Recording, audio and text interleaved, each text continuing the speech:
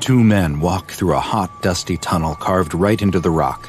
Their torches cast just enough light to see that the walls are covered with strange hieroglyphics.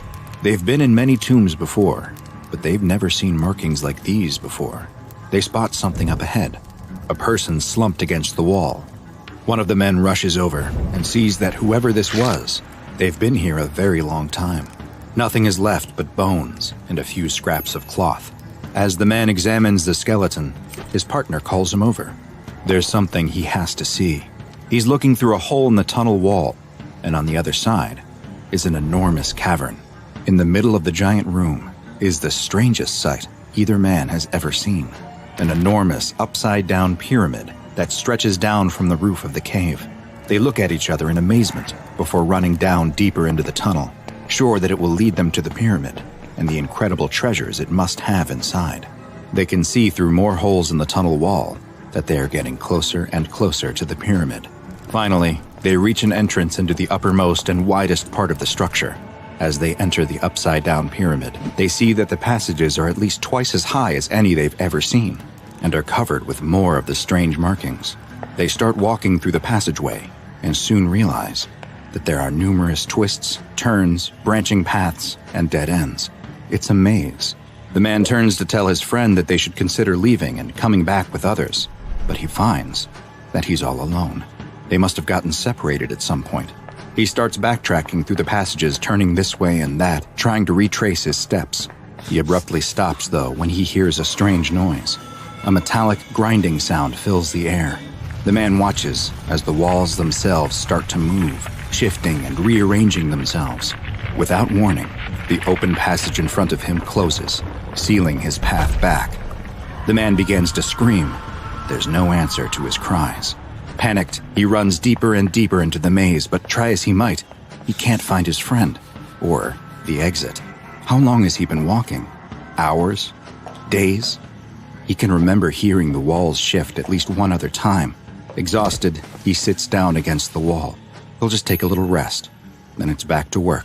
He must be able to find his way out. He must escape.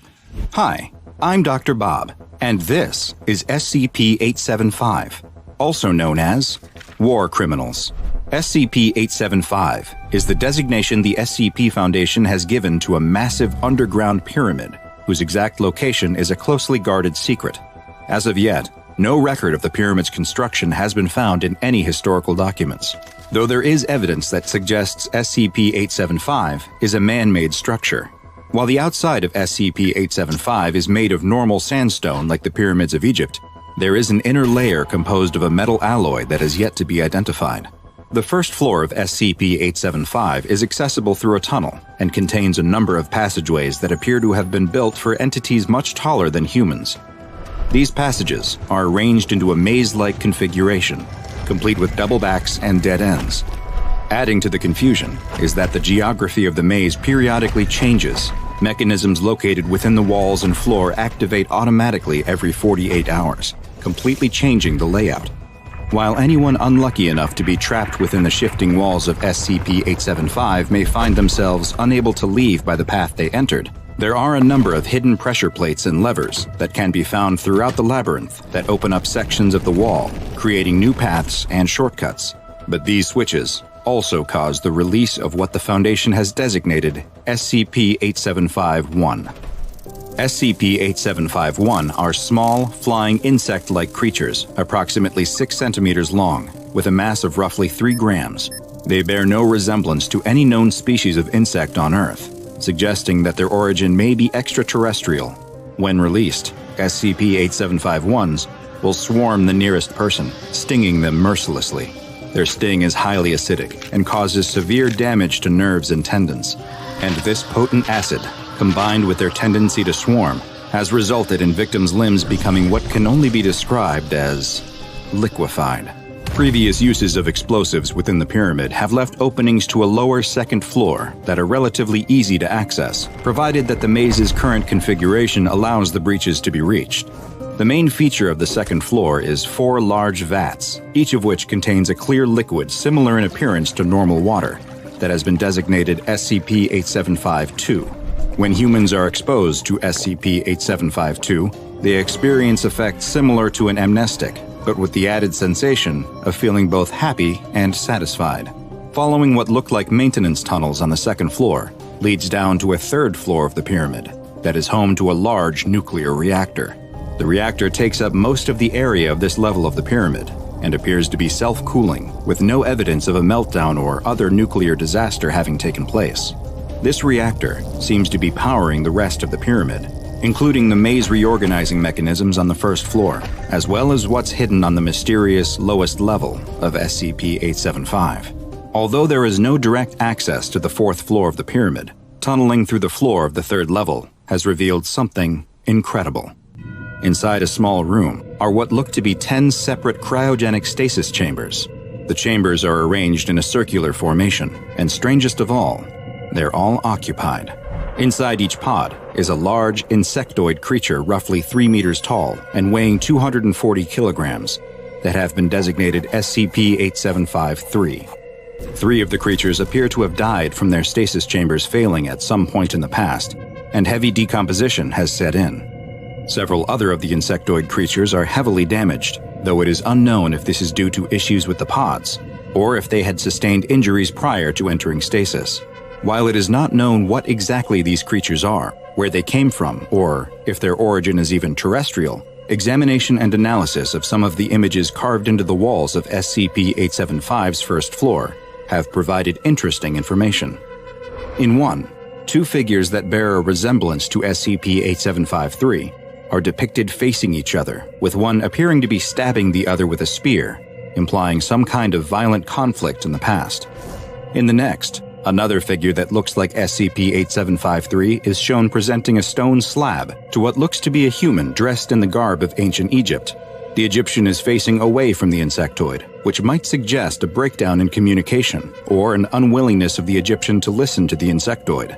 The third image, though, shows 2 humanoid figures now bowing to the insectoid figure, next to an image of a chalice with a drop of liquid falling into it.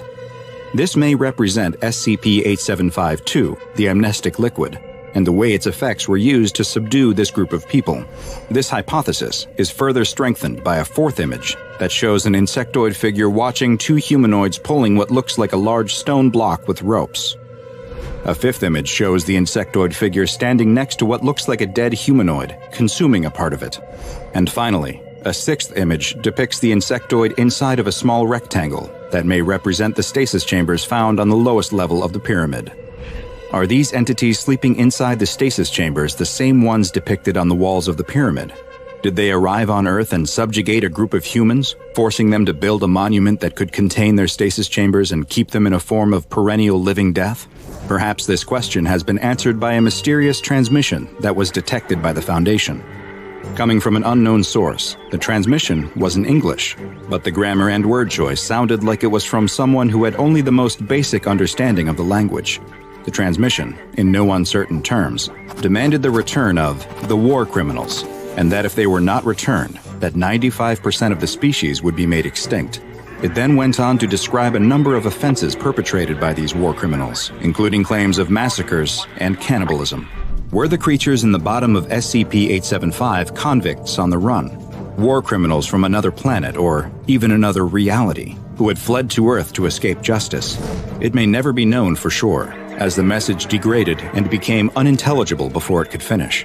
Due to its stable location and the relative ease with which the public can be kept away from it, SCP-875 has been classified as safe.